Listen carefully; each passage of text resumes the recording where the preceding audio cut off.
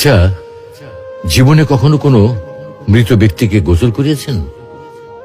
যদি কখনো সুযোগ হয় তাহলে সেই মৃত ব্যক্তিকে গোসল করাবেন। তখন খুব কাছ থেকে দেখবেন মৃত মানুষের দেহটা কতটা অসহায় লাগে, মৃত্যুর পরে মানুষের দেহ কতটা ভয়ের কারণ হয়ে দাঁড়ায়।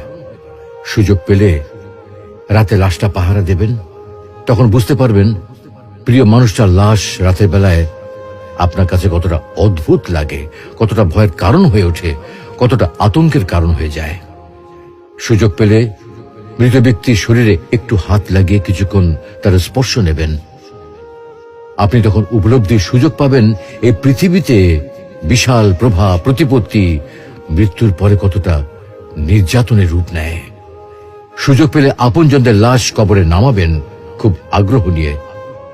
শেষবারের মতো মৃতদেহের মুখটি একবার দেখার চেষ্টা করবেন এবং বারবার উপলব্ধি করার চেষ্টা করবেন এই মৃতদের সাথে অনন্তকালের যাত্রার পথে এটাই আপনার জীবনের শেষ দেখা। সুযোগ পেলে মাঝে মধ্যে কবরস্থানে গিয়ে নীরবে কিছুক্ষণ দাঁড়াবেন।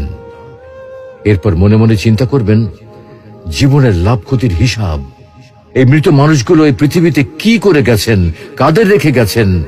যাদের রেখে গেছেন তারা কি কখনো এই মৃত মানুষগুলোকে স্মরণ করার জন্য কবরস্থানের আশেপাশে একটি বারের জনকে দেখতে আসে?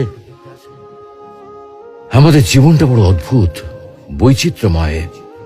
আমরা এর জন্য, ওর জন্য, ধন সম্পদের জন্য, ঐশ্বর্যের জন্য, বাড়ি গাড়ি টাকা পয়সার জন্য কত না মায়া দেখাই, আগ্রহ দেখাই, আরো চাই আরো চাই আমাদের।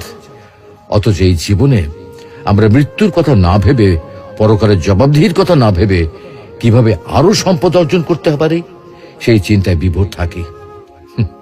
হায় রে জীবন, এখনো সময় আছে, ফিরে আসুন মহান রবের দিকে।